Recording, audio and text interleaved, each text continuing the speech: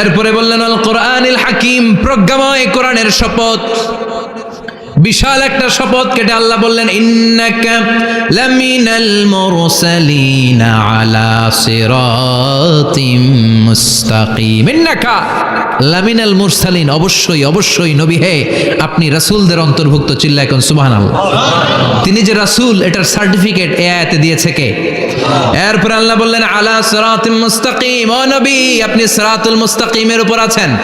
যেই দোয়াটা প্রতিটা নামাজের মধ্যে প্রতিদিন প্রত্যেক রাকাতে সূরা ফাতিহাতে আমরা পড়ি, ইহদিনাস সিরাতাল মুস্তাকিম। ও Allah, show us the right path, show us the correct path.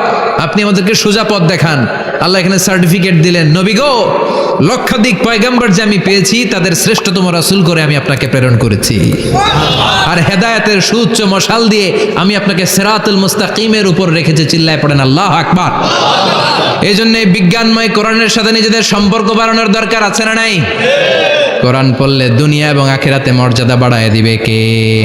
কোরআনের আইন দিয়ে সমাজটারে সাজানোর দরকার আছে না নাই? কোরআন দিয়ে আমাদের সমাজটা সমৃদ্ধ হোক আমরা চাই কি চাই না?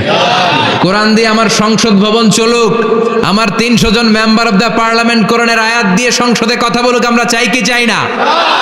আমাদের মিলিটারিগুলো কোরআনের আওতায় চলুক, আমাদের দেশটা কোরআন দিয়ে চলুক।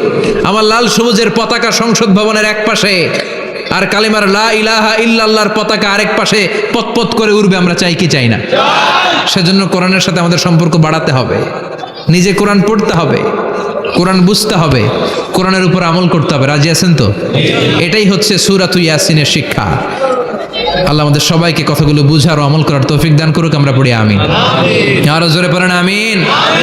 যতগুলো কথা বললাম কোরআন থেকে আলোকিত করার জন্য আল্লাহ তাআলা যে মেসেজগুলো আমাদেরকে কোরআনের ভেতরে দিয়েছে, এই মেসেজ থেকে আমরা যেন নিজেদেরকে সমাজকে আলোকিত করতে পারি। আল্লাহ তুমি তৌফিক দাও। আরো জোরে পড়েন আমিন।